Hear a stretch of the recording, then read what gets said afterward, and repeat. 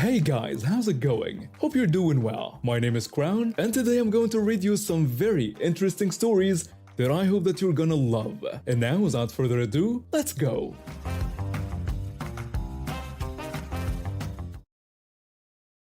A few years back, I was stuck in a dead-end job at a big corporation, feeling like just another cog in a machine. The work was mind-numbing, the hours were long, and the pay was barely enough to keep me afloat.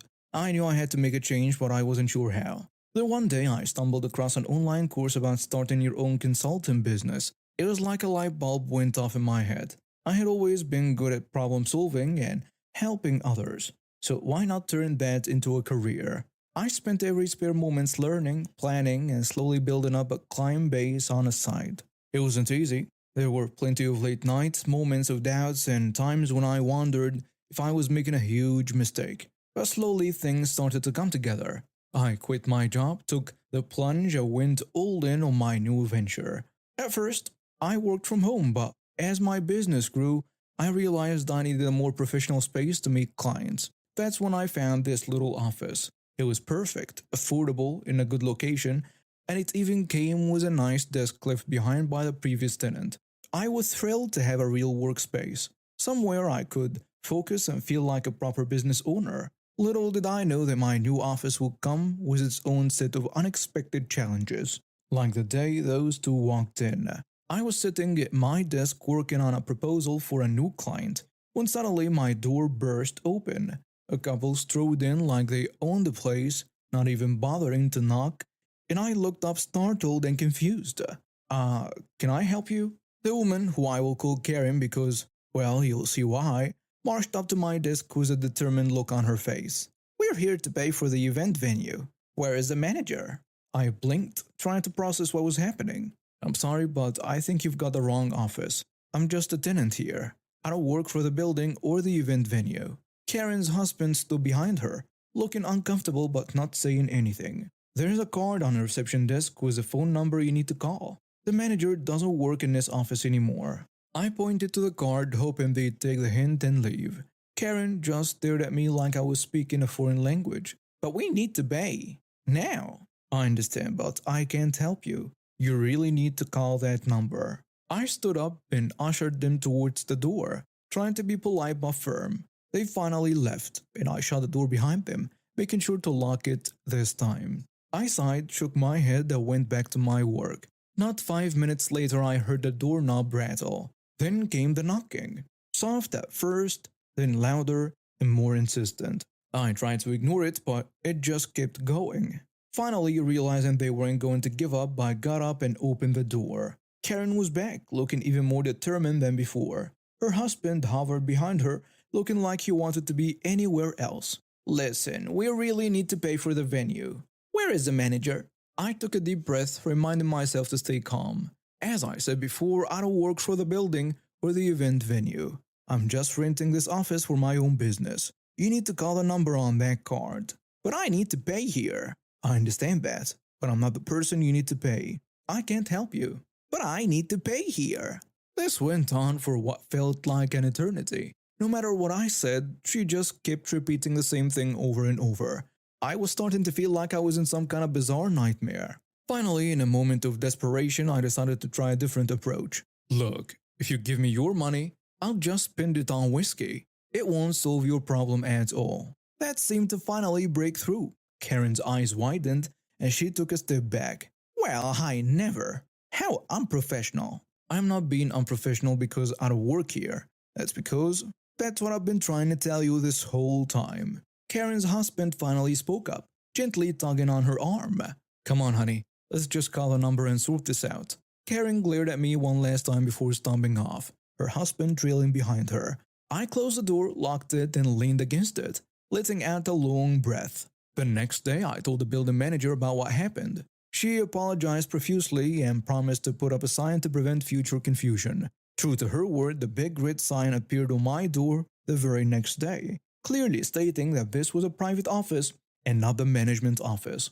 I thought that would be the end of it, but a week later I got a surprise visit from the manager. She had a mischievous grin on her face. She says, "You'll never guess what happened." Oh no. Did Karen come back? Even better. She called to complain about the rude, unprofessional drunk in the office. Said we shouldn't be letting alcoholics rent space here. I couldn't help but laugh. You're kidding. What did you tell her? I explained that you were a respectable business owner who had simply been trying to get her to leave you alone. Then I suggested that in the future she should try knocking and reading signs before barging into private offices. We both had a good laugh about it. As she was leaving, the manager turned back to me with a wink. Oh, and by the way, if you ever do decide to spend your office rent on whiskey, let me know. I might join you for a glass. From that day on, I never had another problem with unexpected visitors. But every now and then, when I'm working late in my little office, I chuckle to myself, remembering the day I accidentally convinced a stranger I was an alcoholic just to get some peace and quiet. It's not exactly how I imagined my business career going, but hey, at least it makes for a good story. My wife and I decided to treat ourselves to a nice outdoor jacuzzi. We've been saving up for years, working extra hours and cutting back on luxuries, and finally, after what felt like forever, we had enough to make our backyard dreams come true. We live in a quiet neighborhood, the kind where everyone knows everyone else's business, and it's mostly nice, but sometimes it can be a bit much. Anyway, we got the jacuzzi installed last week, and it's been amazing. Nothing beats coming home after a long day at work and soaking in that warm, bubbly water. Everything was great until yesterday. I was home alone with our 5-year-old daughter Ruby. My wife was out of town for a work conference, so it was just the two of us. We were having a nice quiet afternoon in the backyard. Ruby was playing with her dolls on a patio while I relaxed in the jacuzzi. And that's when I heard it, the unmistakable sound of our gate creaking open. I looked up, expecting to see my wife home early or maybe a neighbor stopping by. Instead, I saw her, the woman who would turn our peaceful day into a nightmare. She marched into our backyard like she owned the place. I did not recognize her, but she had that look. You know the one. Excuse me, can I help you? She ignored me completely and walked straight up to the jacuzzi, eyeing it like a lioness stalking her prey. So this is a new jacuzzi everyone's been talking about. It's about time someone in this neighborhood got one. I'm sorry, but who are you? This is private property. Oh, don't be so uptight. I'm Karen. I live down the street. I've been wanting to try out a jacuzzi for ages. Without warning, she started taking off her shoes. Ma'am, I'm going to have to ask you to leave. This isn't a public pool. Don't be ridiculous. It's big enough for both of us.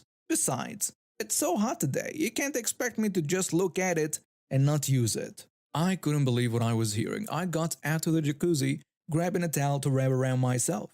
Look, I don't know you, and I certainly didn't invite you here. Please leave now or I'll have to call the police. Karen scoffing. The police? For what? Being neighborly? You're overreacting. Overreacting? You're trespassing. Oh, please, don't be so dramatic. We're neighbors. Neighbors share things. We are not neighbors. I've never seen you before in my life. Now, for the last time, please leave. I could see Karen getting more and more agitated. Her face was turning red and she was clenching her fists. That's when Ruby, bless her heart, decided to pipe up. Daddy, who's that lady? Why is she yelling? Karen's head snapped towards Ruby, and I swear I saw a glint in her eye that made my blood run cold. Oh, aren't you adorable? What's your name, sweetie? Before I could stop her, Ruby answered. I'm Ruby. I'm 5 years old. Ruby? That's such a pretty name. You know what, Ruby? Your daddy is being very mean to me. He won't let me use a jacuzzi even though I'm very hot and tired. Don't you think that's mean? I couldn't believe she was trying to manipulate my daughter against me. That's enough. Ruby, go inside now. Karen, you need to leave immediately. Karen says to Ruby, see how mean he's being? You don't want to stay with someone so mean, do you? Why don't you come with me? I have a nice pool at my house you can play in. That was it. I'd had enough. I grabbed my phone and started dialing 911. Ruby, inside, now. And you, get off my property before the police get here. You're calling the police? On me? For what? Being nice to your daughter? You know what? I am doing her a favor. And then, in a move I still can't believe happened, Karen lunged forward and grabbed Ruby's arm. Come on, sweetie. Let's go somewhere nicer where we can swim. Ruby started crying and I dropped my phone, rushing towards them, but Karen was quicker than I expected. She scooped up Ruby and started running towards the gate. Hey, stop! Let go of my daughter! I chased after her, my heart pounding in my chest. Karen was surprisingly fast for someone in flip flops. She made it out of our yard and was halfway down the street before I caught up to her. Let her go! Help! Someone help! She's taking my daughter! Neighbors started coming out of their houses attracted by the commotion. Karen was yelling too, telling everyone that I was a bad guy, that she was rescuing Ruby from me. Help! This man is trying to take this child! Someone call the police! I couldn't believe it. She was trying to make it look like I was a kidnapper. Thankfully, our actual neighbors knew me and Ruby. Just as I thought things couldn't get any crazier, I heard sirens. Apparently, when I dropped my phone, the 911 operator had heard enough to send a patrol car. The police car screeched to a halt next to us, and two officers jumped out. Everyone freeze! What's going on here? Karen immediately put on her best damsel in distress act. Officer, thank goodness you're here. This man was trying to abduct this little girl. What? No, she's my daughter. This woman came into my yard and grabbed her. Ruby, still crying, Daddy, I want my daddy. The officers looked between us, clearly trying to make sense of the situation. One of them approached Ruby gently. Hey there, sweetheart. Can you tell me who this man is? Ruby, sniffling. That's my daddy. The mean lady took me. The officer nodded and turned to his partner. I think we've got our answer. Karen's face went pale. She tried to backpedal, but it was too late. No. You don't understand. I was trying to help her. He wouldn't let me use his jacuzzi. Ma'am, are you saying you took his child because you weren't allowed to use someone's private property? Well, when you put it like that, it sounds bad. Ma'am, please put the child down and put your hands behind your back. You are under arrest for attempted kidnapping and trespassing. As the officers handcuffed Karen, I scooped up Ruby, holding her tight. She was still crying, but she was safe. This is ridiculous. I demand to speak to your supervisor. You can't arrest me. Do you know who I am? Ma'am, you have the right to remain silent. I suggest you use it. As I put Karen in the back of the patrol car, one of the officers came over to take my statement. I told him everything, from her entering our yard to her grabbing Ruby.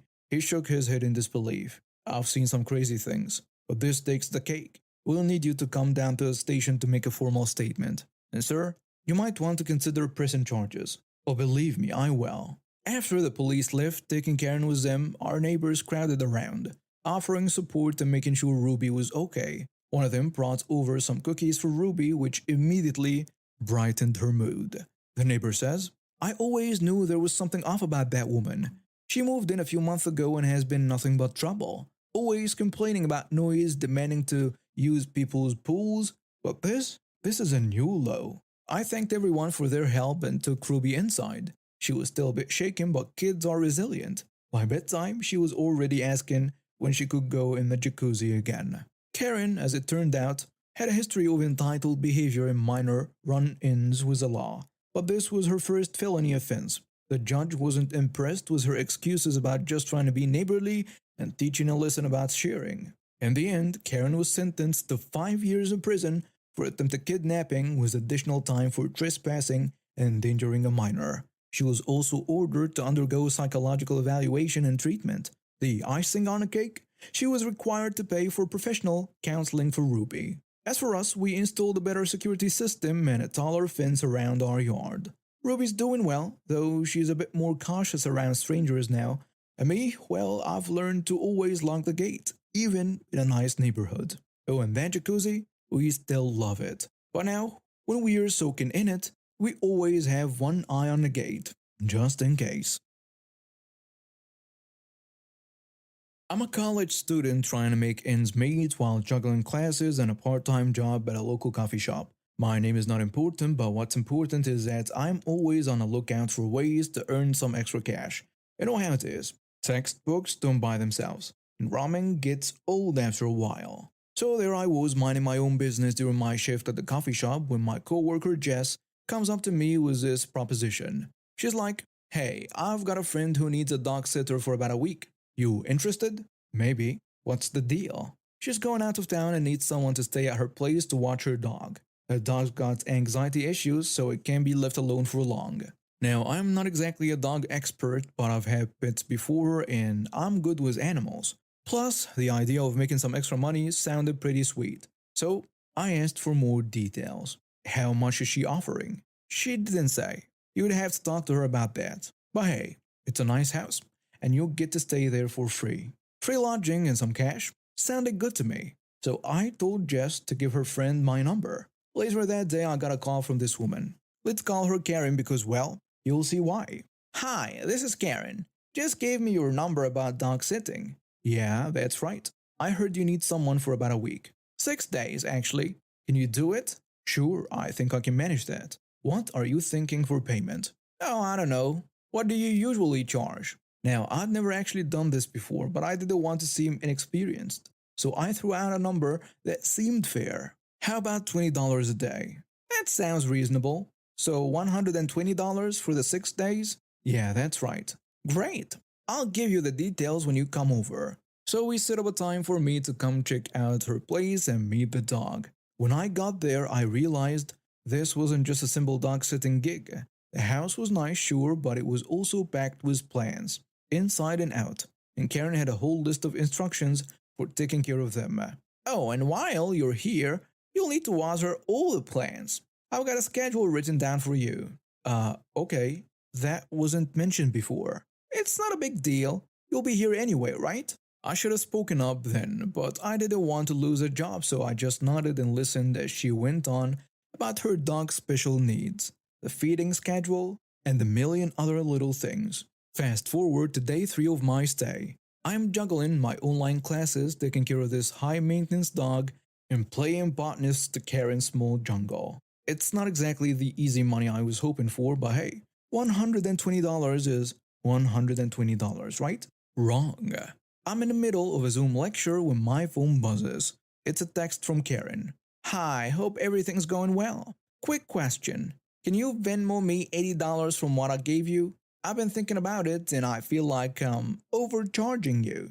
I had to read that message twice because I couldn't believe what I was seeing. Overcharging me? For what? The privilege of being her unpaid gardener? I took a deep breath before replying. I'm sorry, but I don't understand. We agreed on $20 per day for 6 days. That's $120 total. Yes, but you're staying in my house. You don't have to commute, and my place is nicer than yours. I think $40 for the 6 days is more than fair. I was starting to get angry. I've been busting my butt taking care of her high maintenance dog and her small garden, and she had the nerve to ask for money back? No way. I'm sorry, but I can't do that. We had an agreement, and I'm doing more work than just dog sitting. I'm also taking care of all your plans, which wasn't part of the original deal. Don't be ungrateful. I'm letting you stay in my house for free. You should be thanking me for the opportunity. I brought my own food, and your house doesn't even have air conditioning. Plus, I am doing extra work with the plants. The $20 per day is more than fair.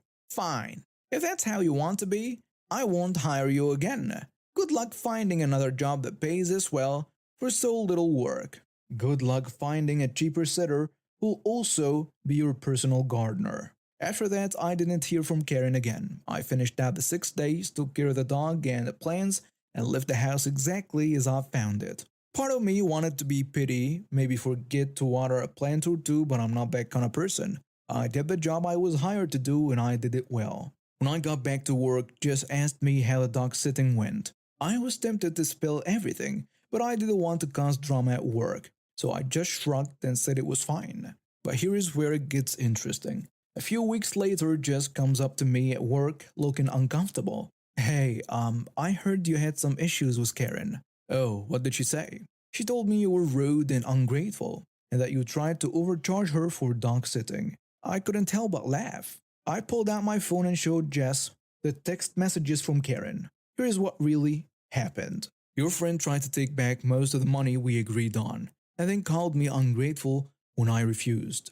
Jess's eyes widened as she read through the messages. Oh my god, I'm so sorry. I had no idea she was like this. It's not your fault. You didn't know. I can't believe she lied to me like that. I'm going to have a serious talk with her. I shrugged, not wanting to cause more drama. Do what you think is right. I just wanted you to know the truth. A few days later, Jess came back to me with an update. I talked to Karen. She tried to deny everything at first, but when I mentioned the text messages, she finally admitted what she did. She's really embarrassed and wants to apologize to you.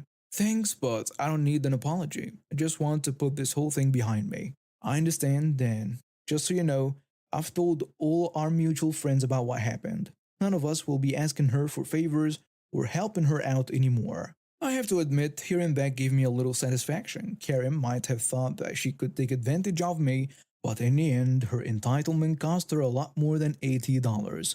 She lost the trust and respect of her friends and probably any chance of finding a decent dog sitter in the future.